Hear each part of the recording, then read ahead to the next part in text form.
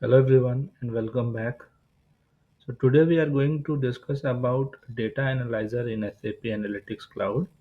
What are the major functionalities and what are its use cases? So start with the basic description of data analyzer. You can say it's a built-in object or built-in analysis workspace that allow users to explore, slice, filter, and drill down into the data from model or live data sources.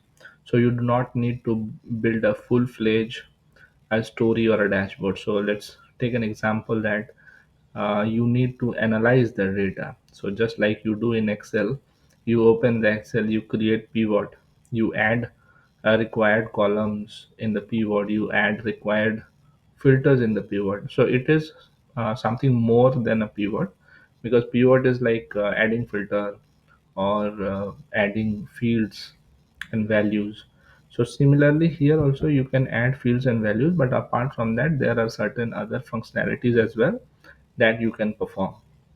So just to highlight the key points, so these are used for ad hoc analysis, like you want to perform any ad hoc analysis to see what is the data, whether it is coming from the live model or it is in the existing model, like an import model. So you can use it, or you can also use it for quick exploration, like you are about to provide any solution or you are in a requirement phase where you want to see the existing data in the existing reports or models. So you can use this to see the data, or even during the UAT phase or the SIT or UT phase, you can leverage this to perform the detailed validation of the data. Okay, so these are the some major use cases.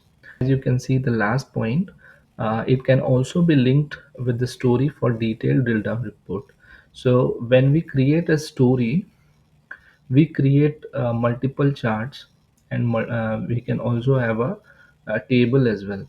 But the table function that is provided in the story is not for the analysis of the data, where you have like 10,000 or maybe more than a 10,000 records, or maybe even more than a couple of thousand records, because that table is used when like that can be used for planning, because most of the time we do the planning things using the tabular format, and they can also be used to show the data uh, at some level where we you can include some useful columns.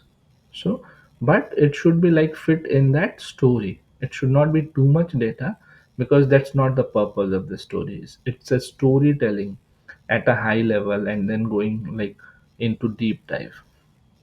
So in a story you have the table, but what if like user asks, okay, this is fine, I am fine with my story, but what if I want to go at the more detail level to see what is the data? So while looking at the story, if user finds some ambiguity or want to know more about some data, but that is not part of the chart or the report, so in those cases this data analyzer are used, and it is linked with a story, so that they can jump to the data analyzer and use it as a pivot. As I said, instead apart from pivot there are other features as well. They can perform formatting, they can download it in Excel format, they can put filters. All those features are available. Now that is the use case. Most of the cases when we will be using the story, we will use a linked data analyzer for the detailed level of analysis. So that's one case. It comes up with several features, like you can add and remove dimensions and measures, just like a pivot from the layout. You can apply filters, you can export the data, you can save different versions as a different insight. So when you save a data analyzer, it is saved as an insight. So we call it as an insight. Okay, so when you save, and if you talk about the classic stories, so now we have already moved to the optimized story, but previously in SSC we were using classic story. So in classic story we used to have a data explorer option, so which is now replaced by data analyzer. So in the previous option we have the data analyzer, sorry, data explorer, where you if we allow that setting on, the user, even having the read access, can go to the data explorer and explore the data. Okay, but that was not very much feasible with user experience. So that is why came up with this data analyzer option, and they removed or replaced the data explorer with data analyzer option. So this question can come like, what feature is being replaced um, for data explorer. Okay, so these are some key points. So now we will jump to the demo session and we'll see like how we can create a insight using data analyzer. So we are at the home screen of SAP Analytics Cloud. So now in the navigation option, you can see there is an option called Data Analyzer. So we will go to Data Analyzer, and here you can see you can create the data analyzer from a data source, or you can create a data analyzer from the existing model. So whether it's a planning model or analytic model, whether it is a live model or import model, any kind of model you can use to create your data analyzer, or you can use a data source. So in case of data source, what sources are available? So you can see whatever system connectivity you have, you can use that, and then you can use the respective connection, and then you can just search for the respective data. So this live model is supported, like if you have any HANA calculation view, or you have any data sphere model, analytical model. So these, for these two types, you do not need to create a model separately, because HANA calculation view, HANA views, and data sphere analytic model are directly supported. So you can just simply use them as a data source and create your data analyzer or the insight. Okay, so we are not going to use it. So in this demo we will be using the existing model instead of the data source. But the question can come, what will be the, what can be the sources for your insight or a data analyzer? So it can be a HANA view, or it can be a live model from datasphere, or it can be any analytic model. Okay, so we will use any of this data source available. Let's select this model, and we don't put any filter. Click OK. So my data is visible over here. So now there is an arrow, so I will tell you what all these layout is about. So at the top you see there are a couple of options provided. So starting with the first one, you can save this data analyzer and it will be saved as an insight. If you do some changes and want to save another copy of it, you can use save as option. Now once you have added the fields and the filters, formatting, everything, you can also export it. These are the three formats available: Excel, CSV, and export to PDF. Then you can also share this insight with other users. You can also create a shortcut link, so that that link can be used either in hyperlink in any other reporting tool, or in within story also you can use this link to jump. Using that link, the user can jump from the SSC story to this page. And then schedule publication is used if you want to publish this report in a specific format to the offline user via email. Okay, the refresh option is required in case you want to, after the change, if there is any change in the data you want to refresh it, you can use the refresh option. like adding or removing, you are doing a number of things. So undo and redo option are there, which you can use. Then you have a reset option, like you did. So it's already existing data analyzer or insight, for example, and you opened it. You changed several things, the filters, the drill down and all. So if you want to go to the original state, then you can use the reset option. Create new is like if you have analyzed this data analyzer or insight, but from here itself you want to create a new one, then you just create a new. So it will open another window and it will ask you to select your model and create a new insight. Information basically gives you the information about the model that is being used and the description of that model. Then we have the variable. So if your model or the respective model is having any prompt or a variable, then it will appear. In our case, we have called customer name, although we have not put any filter to this. So this variable is available. So this is how user can change these variables after execution.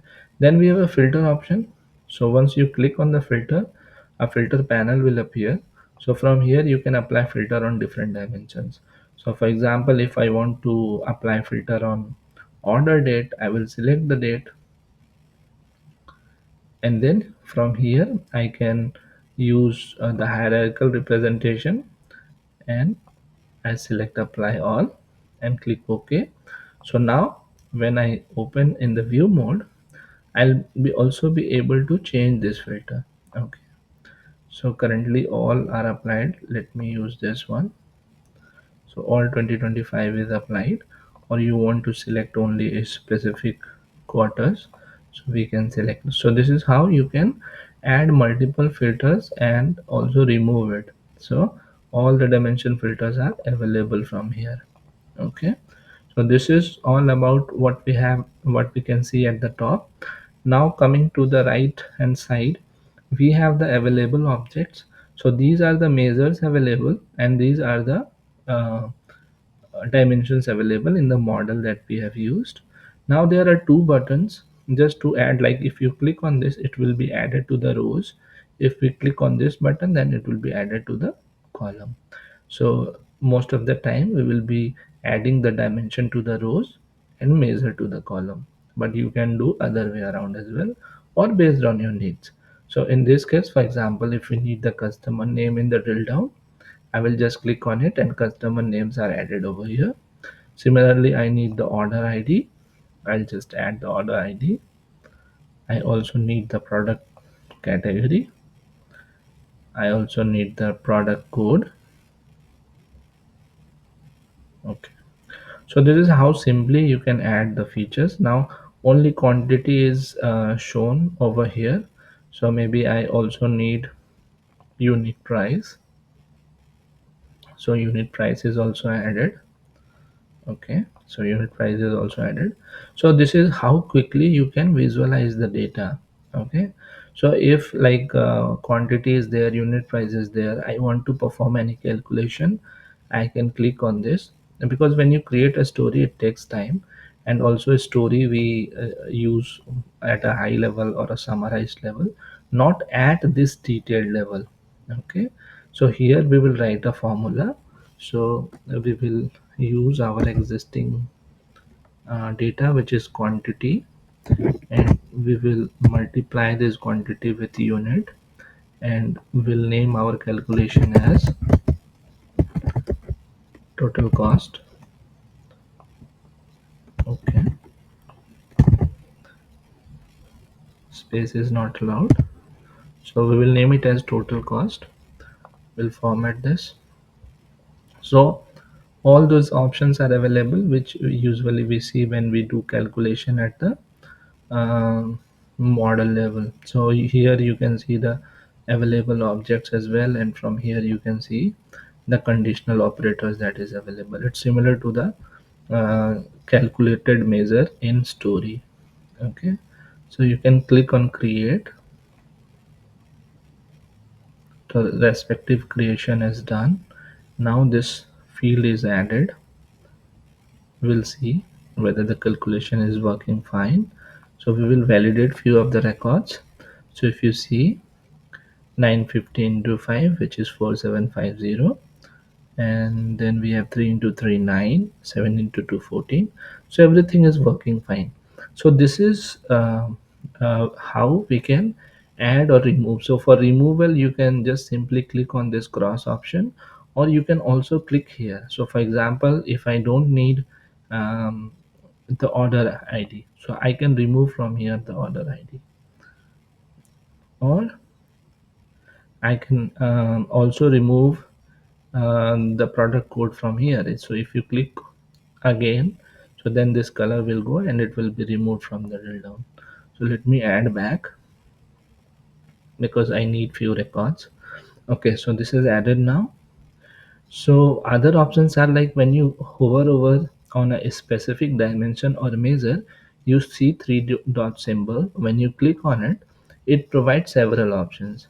So you can filter the data at the top as well.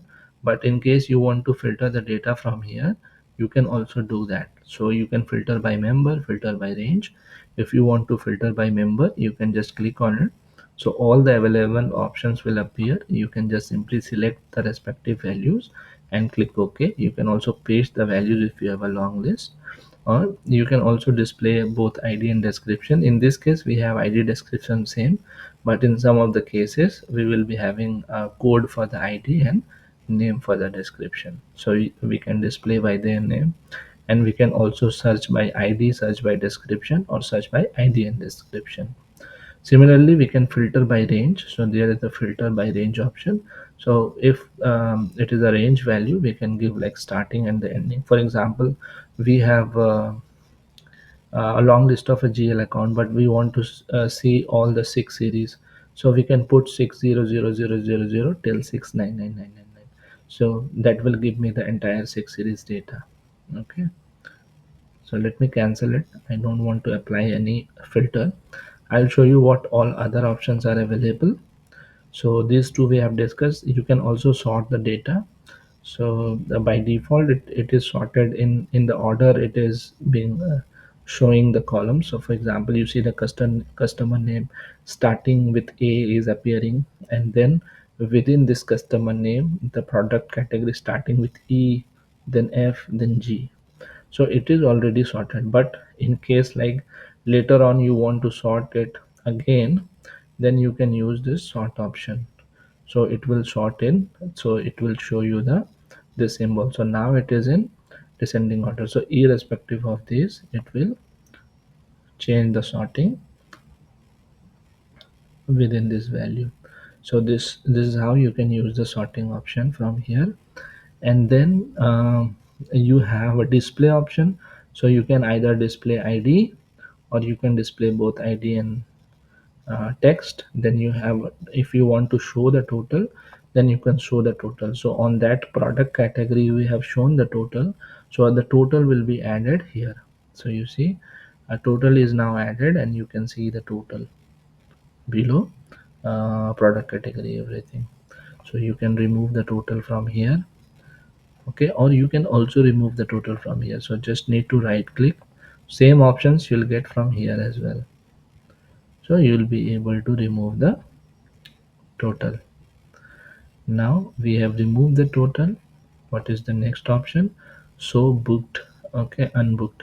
So this is applicable when you have a planning data, and if there is no data for a particular combination of the dimension, but if you still want to see that data, then you can use this option. So this one you will get more clarity when we will discuss about planning model or planning scenarios. So similarly, if I right click on this, it is all these top 6 functions are the same as we are getting here. Then we have a table function. Within table function, you have a freeze option. So for example, you have a long list of columns and you want to freeze at any specific point. So for example, if I add more fields from here, so if I add order ID, and I also add region. I'm not sure I have data in the region or not, but I'm just adding it for showing you how the scroll works or the freeze works. So now you can see like I am able to scroll from here to here. Now what I will do, I want the customer name and the product category should be always shown. So I will right click on this column, go to table function, freeze, and freeze up to column. So it will be freeze till this column. Okay. So now if I scroll, now if I just adjust the size, okay, and make it a little bit bigger. So because I have very less number of dimensions available, I'm just expanding it to show you. So when I scroll, you see it is being freezed now. The other options that you see in the table function are swap. So if you want to swap the axis, so currently the product category, for example, is um, coming into the row. But if you want it in the uh, column, then you can swap the axis. So once you swap the axis, what will happen, that all those records now, all these categories are added over here at the top. So we will just undo this. So this is the swap option. If you are aware about SAP BW, most of this feature is similar to when we run a query in RSRT. So we get similar options. Other is like show height. So if you want to display the freeze line, so you can display it. Or if you don't want, so there is a title appearing. If you don't want to see the title, so that title is gone now. So other table options are like what you want to show the details. So when we have, if the dimensions are coming, now you see that whenever there is a same name, it is showing as blank, but you want it to be repeated, so then you can go to show and repeated member. So then all values will be repeated. So these are the table function that we have available. Then you can go to full screen so that you can see the data in a full screen. Okay. So this is all function about the table function we have discussed. We have discussed about the measure and dimension. We have discussed about the row column. Now within the display type, you see there is an option. Instead of a table, you can also view the data in a different phase. So for example, if you just want to perform a quick analysis and to see that by product category wise, what is the percentage per each product category, then you can use this feature, use a donut chart or pie chart to get that percentage. Okay, so that is very simple. But the thing you need to remember here that you can't have multiple pages. So you need to rely on the same page because it's a data analyzer, not a story. So it will be always one chart at a time. You can't have multiple charts because it is for quick analysis. So if I change it to a pie, so automatically it will remove most of the fields, because for the pie chart you can have only uh, one measure. So instead of quantity, I'll use total cost as my size, and then I will remove the other fields that I have because that doesn't make any sense to me, because I'll be only looking at based on the product category. So I will remove all these things, order ID and all. So now it gives more clear picture to me based on the product category. I have three categories: electronic, furniture, and groceries. So you can see these are the total cost. So the most major cost is coming from the furniture, which is 45.59%, and then the next one is electronics, and the last one is groceries. So this is, as I said, for the quick evaluation you can use data analyzer. So this is how easily you can use it. Coming back to the table and adding back our fields whichever we need. Okay, any four is fine. So now the last thing that we want to discuss, so we have added just too quickly, that is why the error come. not an issue. So now we will go to the last option, which is the formatting option. So once we go to the formatting option, there are a couple of options like how you want to see the table format. So within the table property you have certain things. So this property is based on what kind of chart you are using. So we are using a table chart or a tabular chart. So we have either a basic report or a report format. So we will select the report format. So the layout will change to report format, and then we can change it to alternate lines. Okay, so in case we are doing analysis on a huge list, it is easier to visualize the data with the name or with the color. And then we can use wrap text. If we are having a lengthy text and want to show the entire text, then we can use this wrap text option. Then we have the scale unit. It is similar like how you want to show your unit or currency. You can show it in the data cell so that it will appear as 1200 USD within the data cell. Row header, so it will come at the row header that it is all the values are in USD, or column header, it will come at the top as a column header in USD. So three types you can use it. So my current design doesn't have a currency, so I won't be able to show it, but you can try in your case. Now there are measures, all whether you want to apply the number format to all measures. So let's select all measures, and then default we can put that. For example, if we put 1000, so then this value will reduce to 1.8, 1.2, and so on, say on thousands. And then we can show like how you want to show it. So we can show it as a full name. If you want to show, it will appear here at the top. So you see 1000 is appearing at the top. Now decimal, it is currently showing two decimal. Let's suppose we want only one decimal, so we can change it to one decimal. Let's select basic format just to see how the basic format looks like, and we will turn it off. Okay, so this is the basic format, and the final option is like show sign as. So sometimes your data also have a negative values, so how you want to show the negative value. So by default, this is the format. So plus value comes like this, and if it is a negative value, then negative sign will appear. But you can also use bracket for the negative sign, so then you can use. So this is the default format, but you can change this to many of the times. In accounting we use bracket for the negative signs.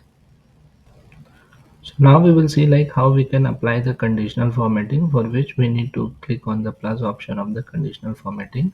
We can name our threshold as, for example, cost greater than 100, and then we'll select, we can name our ranges as well. We can create multiple ranges. So wherever the cost is greater than 100, we will use any shade of the green color, for example. So you can change the color as well based on your need. And then how you want to show your conditional formatting. So there are five options. So either you can color the value, you can use the color background, you can use the color background non-transparent without values or symbol. So let's check. If we select color values, sorry, we haven't selected the measure, so we will do based on the total cost. So wherever the total cost is greater than 100, so it will show the respective color.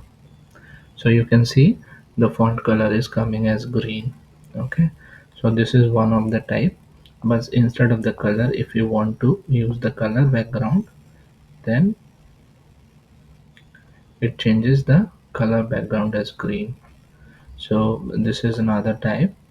And then you can also select a non-transparent color background. So this will be somewhere darker like this. And the last option here, sorry, we have one more option. So if you don't want the values, just the color, then you can use this option. So it won't show the values. Okay, so maybe sometimes you don't want to see the value if it is green. and then the symbol will appear like how it appears, how the shape is selected. So the circle and the is selected. Now we can also have a multiple range, for example. So if you go to the I like this one, like background color, and then I select multiple range, for example. So first range I give green color, second range let me give some color like this, and third range let me give some color like this. These three ranges. So if it is uh, greater than 100, then it is like this, but if it is smaller than 100 but greater than 50, and if it is smaller than 50, so these are the several ranges. So first range is like if it is more than 50, or if it is between 50 and 100, or it is greater than equal to 100. So several colors I have used. I click OK. So you can see the color is applied accordingly.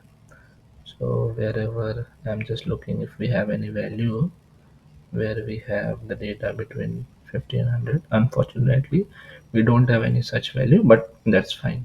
So this is how you can apply the conditional formatting.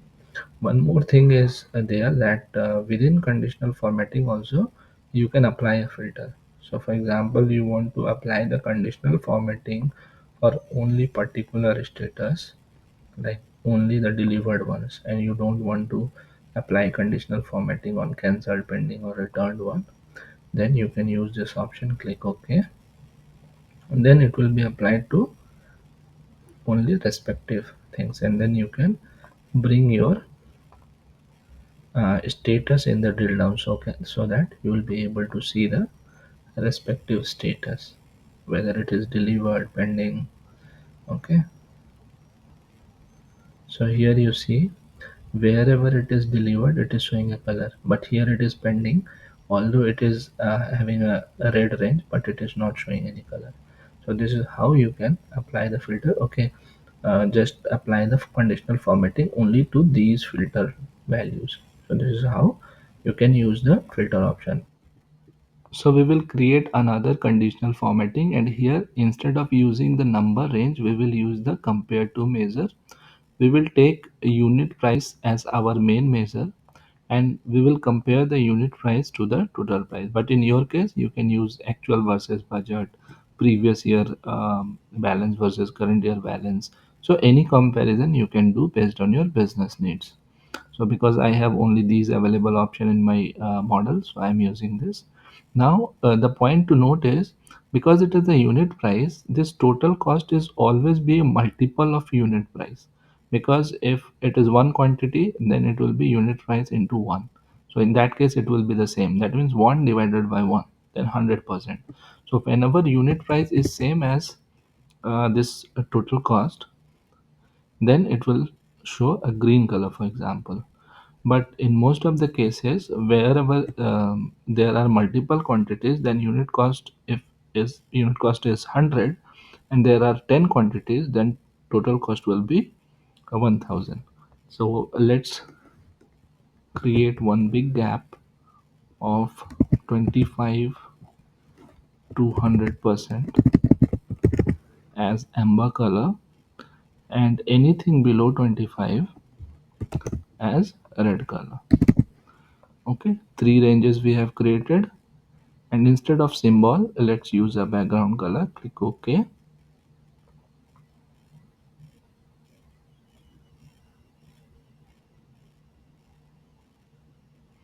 So you can see all three colors are coming. So let's validate few of the records. If you scroll up, so you see here it is 2 divided by 14, which will be way too less, below 25%. This is also way too less. So here you say it is a 50%, because 450 divided by 900, which will be 50%. So then it is showing amber color. and here it is both the same. That means 150 divided by 150, which is 1, which is 100%, which is green. So this is how you can design your conditional formatting based on the uh, comparison between the two measures. Now let's save our insight, and I will give a name as sales order detailed. Okay, so you can save it and it will be saved as an insight. So our insight is saved now. You can see the insight was saved. Now we will see like how we can download this in a PDF format as well as in Excel format. So I will download it once in a PDF format. So in the PDF format, you will get an option to select the landscape or portrait orientation, then the size of the page, fit to the width you can select if required. Then if you need and the page number location, you can select, like if the footer you need the page number, and then if you need to enable the appendix or repetitive member, so yes, if you want to see the repetitive member, you can select this option. If not required, you can just uncheck so that this numbers will get repeated. And if you want to have an appendix, you can enable that and you can click on export. So this is the PDF format. You can see uh, one point, you can see that the formattings are not coming in the PDF format. So whatever conditional formatting we are applied, it seems that it is only applicable in the runtime but not in the export we are doing.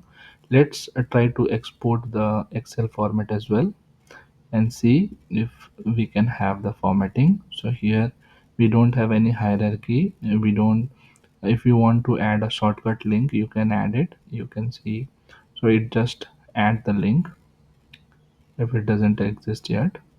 So if shortcut is not created, you need to first create it. So to create the shortcut, what you need to do is you need to go here and create shortcut link. Okay, click on create. So this shortcut link is created now. This is the shortcut link. Using this link, anyone can open this report, whosoever is provided the access, not anyone, sorry. So this is fine. Now what I will do is I will try to export it to Excel. I'll add the shortcut link, show the repetitive numbers and export it.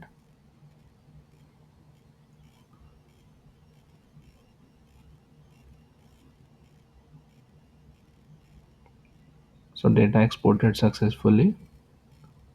So we will try to open the Excel and we'll see like how the data looks like. So this is the Excel view, and here also you can see the formatting is not captured.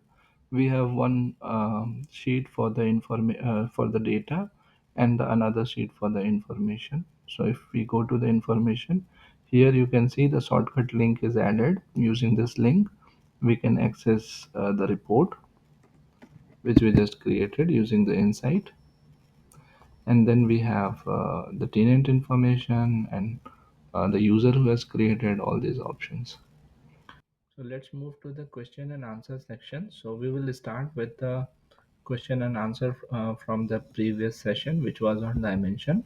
So our first question was, which automatically created dimension type can you delete from an analytic data model? So when you create an analytic data model, there are a few dimensions got added. So out of this, version will be mandatory and date is also mandatory.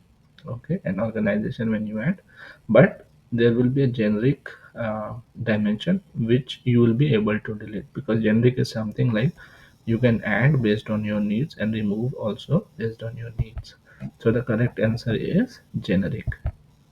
Next question is, which dimension type can you use like a measure? So you can use account as a measure. So in the account based model, you have multiple measures attached to a single account. In which type of data source you can concatenate the data?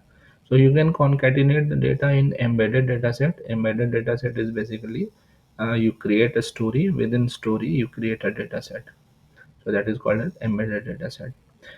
You can also concatenate the data in standalone dataset, which is a public dataset, which we have created in the dataset session. And even if it is a imported data model, then also you can concatenate the data using the transformation. So these three are the correct options. Next and the last question is, in SAP Analytics Cloud Modeler has removed the first three characteristics from the SAP Analytics Cloud public dimension imported from a source system. What is the impact by this change? So, which means that we are importing a data from any source system, and it is imported to a public dimension, and there is some formula which is removing the first three character. Okay, so if the first three character is removed, it is not going to impact the model that is being used, that is using this data set. So because this is a public dimension, dimensions are not used it is not used in data sets, so this is not required, not correct. It will not impact the source system, because from source system it is getting the data and then it is removing the first three character, so no impact on the source system as well. Again, embedded dataset, no impact, because dimension can't be used in a dataset. So only thing is story it is going to impact. So wherever this public dimension is used, in wherever whatever models it is being used, and those models might be used in multiple stories, so all those stories will get impacted based on this change. So this is the correct answer. Okay. Now it's time to move to today's question and answer section, which are related to data analyzer, which we have discussed so far during the session. So our first question here is, what features are supported by data analyzer? There are three answers correct between the available options. Question number two, which of the following data sources can you use in SAP Analytics Cloud Data Analyzer? So while creating a data analyzer, what are the sources you can use? These are the available options you can see. Which task can you perform in data analyzer? So out of these four, which two tasks you can perform in data analyzer? You want to save your data analyzer result, what it is saved as. So you can check, like when we save the data analyzer, what is the type of that object which is saved. And then in the optimized design experience, so as I said during the demo session earlier, we used to use a data explorer in the classic story. Now in the optimized design experience, which SAP analytics tool replaces the explorer? So these are the five questions that we have related to the data analyzer in SSC. So that's all for today's session. Hope you like the content related to the data analyzer. If yes, please hit the like button. Subscribe to the channel if you have not subscribed it yet. Press the bell icon to receive the latest notification. Put your question and concerns in the comment section. I will try to answer those questions as soon as possible. We will meet you soon again with the next video related to SAP Analytics Cloud. Till then, stay tuned. Have a nice day. Bye bye.